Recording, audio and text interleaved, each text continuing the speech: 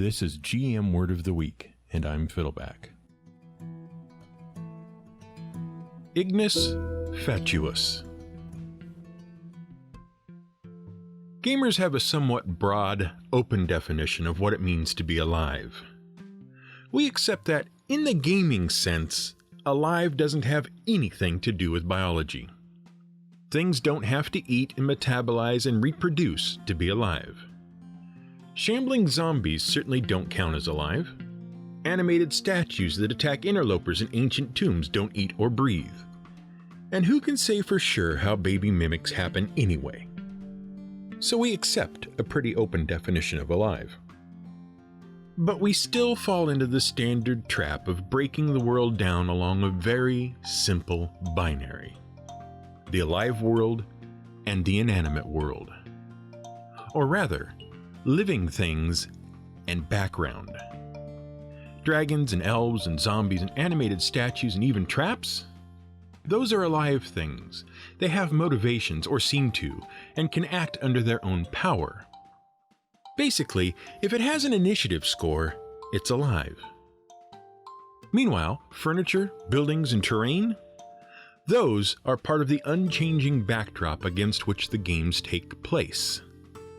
They are the set dressing, or the set themselves. Nothing more. Chairs are just chairs, trees are just trees, and mountains are just mountains. They're all just there. And that's why a chest of drawers, or a tree, or a statue suddenly turning out to be alive and able to take deadly actions against hapless adventurers always catches us by surprise. It preys on our tendency as gamers to see the world in terms of actors against a static stage. And because of that tendency, it's always surprising to learn that something we think of as inanimate is more alive than we think it is. For example, did you know that basically every lake in the world is dying? Surprise! Sure, we think of lakes as pools of water scattered across the landscape, and as such, they are a part of the landscape itself. But lakes are actually very complicated, and so are the corpses they leave behind. So let's continue our ongoing exploration of the natural world by exploring some of the soggier parts of it. Let's talk about lakes and wetlands. Wetlands are another one of those biomes that get a lot of arguments. You remember what a biome is, right? Biomes are the places where life happens. They're the places where, due to similarities in terrain and climate, similar types of plants and animals thrive. Forests, grasslands, tundra, taiga, desert. Those are the biomes we've discussed so far. Those biomes are what we call terrestrial biomes, because they occur on land, firm land, or, as the Romans called it, terra firma, which means solid land. Got it? But, as the idiotic aliens in M. Night Shyamalan's shark-jumping blockbuster Signs failed to account for, the world isn't just made up of dry terra firma. In fact, 3/4 of the world we live on is covered in water. Now, most of that 3/4 is oceans and seas. But some of the water on Earth is actually on land, and in those places, we get some very interesting biomes. Or rather, we get some biomes within biomes. Many ecologists refer to several different types of terrestrial watery biomes. First, you have rivers and lakes. Then you have wetlands. And then you have estuaries. And we're going to talk about all of them, because they are all connected, and they are all a bit more ephemeral than you might think. And in some cases, they are home to the ephemeral. At least, mythically, anyway. Let's get back to that thing we said about how almost all lakes are dying. To understand why we said that, you have to understand where lakes come from, or rather how lakes are born. What happens is this: a hole happens in the ground.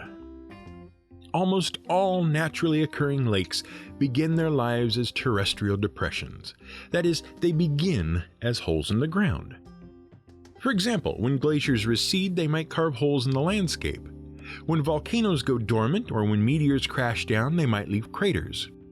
or when rivers run their course, they tend to carve depressions in the ground, and these depressions fill up with water. See, water, as you may have learned, always flows downhill, and it will always fill up the downest downhill around. Sometimes that water comes from rain runoff or from rivers. Other times that water is already in the ground in the form of groundwater. Either way, take a depression, add some water, and you have a lake. Now, lakes are very interesting and far more complicated than most people realize. First, let's get the technical part out of the way. Lakes and ponds are referred to as lentic ecosystems, which means they are made of still waters. And like all ecosystems, we tend to use the plants that grow there to define the ecosystem. So along the shore of the lake, we see terrestrial plants, the same sort of plants that grow everywhere else.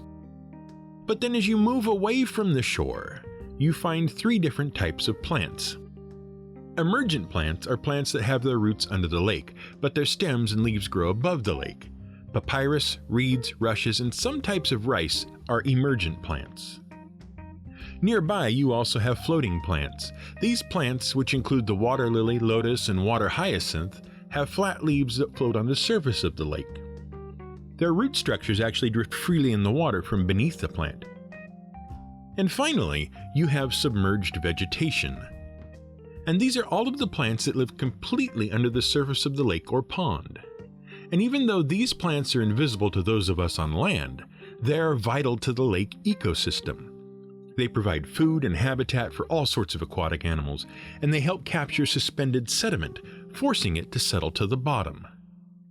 This is one way that lakes die. See, lakes have a problem. They're basically just pits in the ground filled with water. As water flows into the system, either from rivers or rain runoff or groundwater, it carries sediment with it. And even though water might flow back out of the lake following the course of other rivers, the sediments tend to settle in the lake's still waters. That means that every lake is gradually filling itself in. And that's not all. Lakes tend to have broad surfaces of still water. That means they heat up. And when water heats up, it evaporates. So every lake is gradually filling itself in with sediment and losing water to evaporation. And so every lake is dying from the moment it's born. Even the Great Lakes of Midwestern America are becoming shallower and losing water to evaporation. It takes a long, long time, but eventually they will be gone. But sediment and evaporation aren't the only way lakes die. Sometimes plants murder them. See, along with sediment, nutrients also wash into lakes. And those nutrients feed plants, especially algae.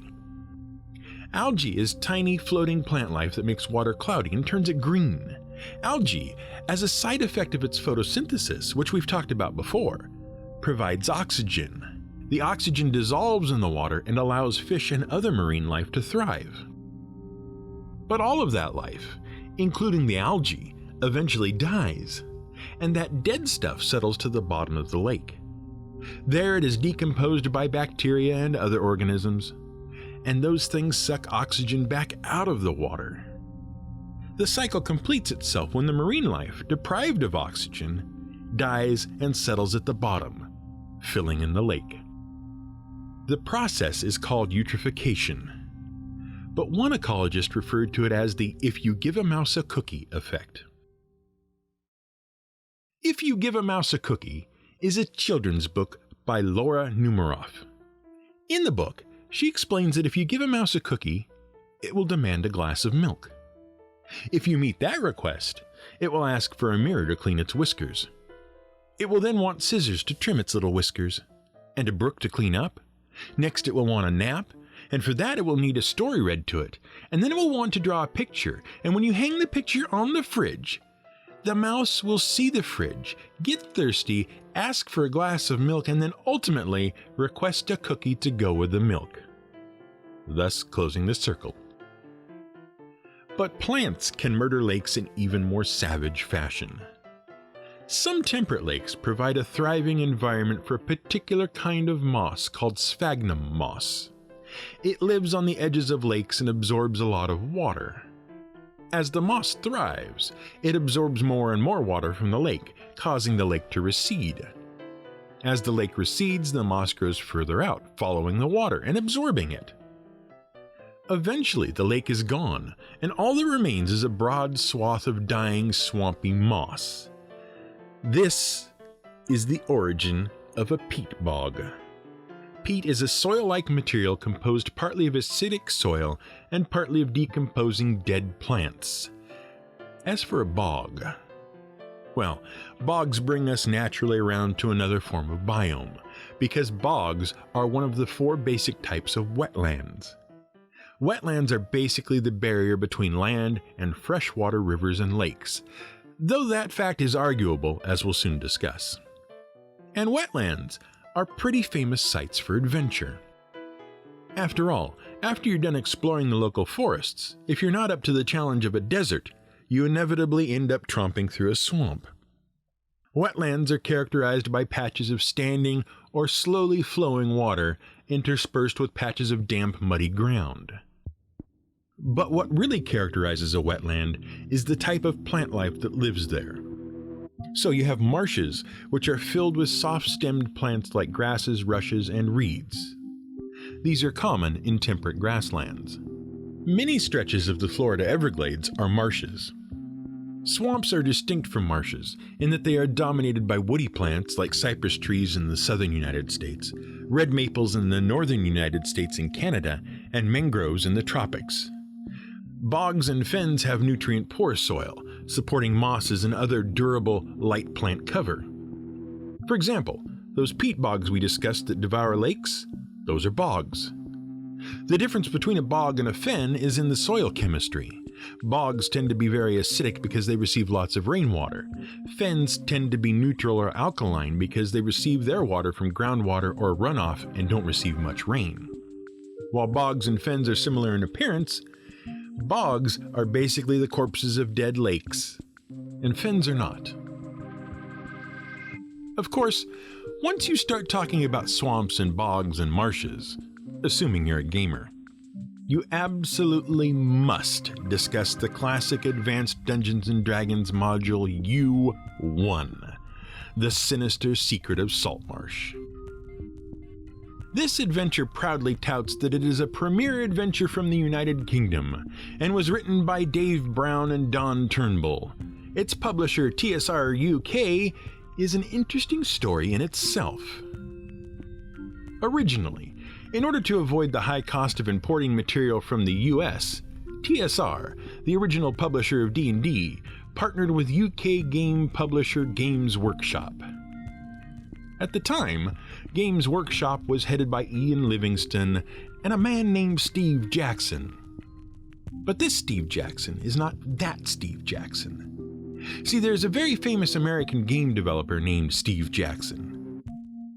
The British Steve Jackson was a huge fan of D&D and had gotten famous publishing a series of game books known as the Fighting Fantasy series.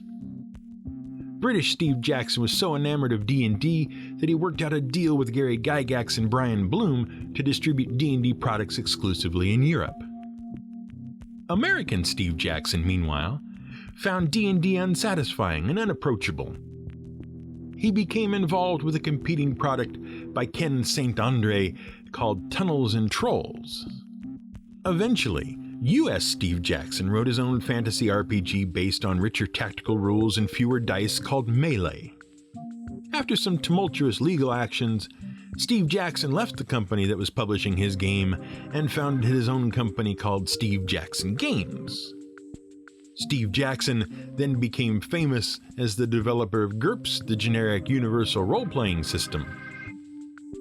Nowadays, though, U.S. Steve Jackson is most famous for trying to prove you can run a game company with just a copy machine and a cartoonist by endlessly publishing knockoffs of its spoof card game Munchkin. But we digress. See, the deal between TSR and Games Workshop, the UK Steve Jackson, fell apart, and when it did, TSR established its own subsidiary in the United Kingdom, TSR UK, headed by Don Turnbull. And its most famous original publication was the U series of modules, The Sinister Secret of Saltmarsh, Danger at Dunwater, and The Final Enemy. While these modules have many mixed reviews, The Sinister Secret of Saltmarsh boasts a few unique elements that have cemented its importance in the history of D&D publications. First, the story. See, in the adventure, a group of smugglers are using an abandoned mansion as their hideout. And to keep people away, they have convinced the populace that the mansion is haunted. To do so, the smugglers use a combination of legerdemain and illusion magic. While the magic they use is not particularly powerful, it is applied in clever and tricky ways, creating an adventure that rewards investigative and thoughtful play. The second unique element is the town of Saltmarsh itself. Set in a coastal plain, the town of Saltmarsh is well detailed and boasts a unique cast of characters, helpful and villainous. This included townsfolk, smugglers, criminals, pirates, and even the local lizard folk and other marsh dwellers. In fact, the town itself became such an enduring setting for adventure that it was utilized in D&D 3rd Edition's Dungeon Master's Guide 2 as an example of how to build a good setting for low-level adventurers. But, getting back to the idea of biomes, we must point out that a salt marsh is technically not a wetland biome. That is to say, a salt marsh isn't a marsh. Well, depending on which particular list of biomes you're looking at. But we're using the one that provides a good segue, and that one says that a salt marsh is an estuary. Estuary biomes are places where freshwater meets saltwater, mainly where rivers and lakes meet the ocean. And these biomes are very chemically complex. Here, the water is a mix of salt and freshwater, which is known as brackish water. And the biggest challenge every organism in brackish water environments faces is how to regulate salt intake. As we've mentioned before, balancing salt and freshwater is vitally important for every organism. The murky, brackish water of an estuary challenges many plants and animals, and leads them to become very specialized. For example, the red mangrove tree of Honduras actually exudes salt from its leaves when its roots take up too much.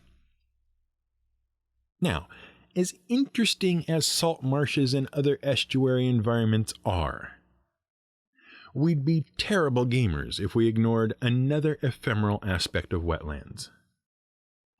Perhaps you've heard of a ghostly phantom known as a will-o'-the-wisp.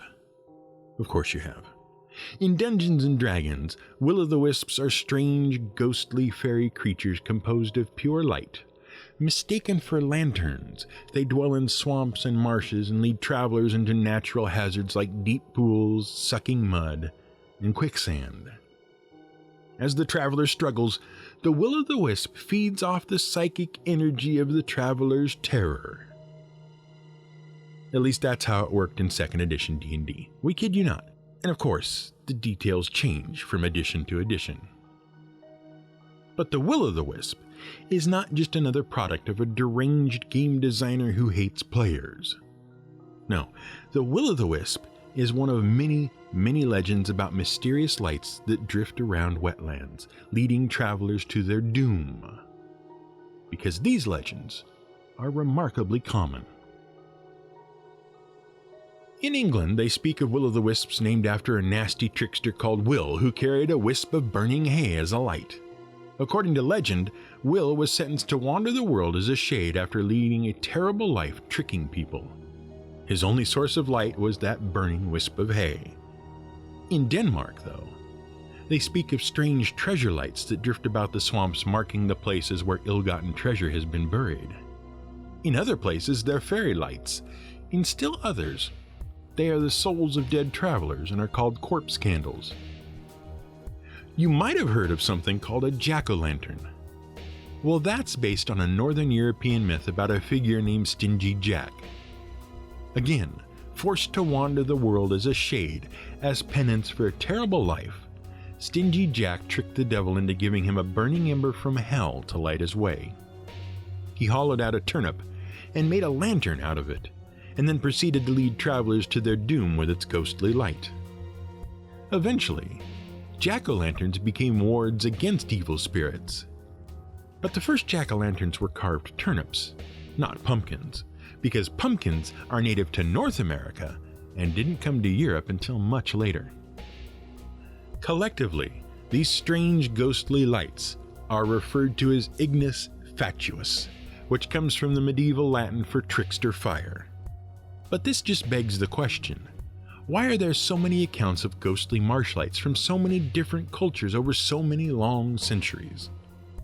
The fact that we need a collective term to gather up all these myths and legends suggests there must be something there, right? Well, there are so many eyewitness accounts of ghost lights in marshes, swamps, and wetlands that scientists have been trying to figure out how these things could be possible. Numerous theories have been proposed, and some have even been tested in laboratories. These theories involve burning gases, strange electrical phenomena, luminescent chemicals, and even the mysterious phenomena of ball lightning. And while several experiments have proven that the right mix of natural conditions can produce glowing balls of gas, chemicals, or electricity, there's no one definitive explanation that fits all eyewitness accounts. How can you use any of this in your game? Well, it's important to remember to realize that the world is alive. Even the things we think of as permanent parts of the world are ephemeral, transitory, and in flux. And the world is often deceptive. Lakes and ponds that seem still on the surface hide complex ecosystems that go through life and death cycles. Just like what might appear to be an ordinary statue or treasure chest is actually a deadly monster. Or what might appear to be a haunted house might actually just be haunted by an illusionist with a penchant for privacy and a flair for the dramatic. But then, it might really be haunted. And those ghostly lights in the window could be real ghosts. This has been the GM Word of the Week. It was written by the Angry GM and recorded and produced by me, Fiddleback. You can find more at theangrygm.com and madadventurers.com.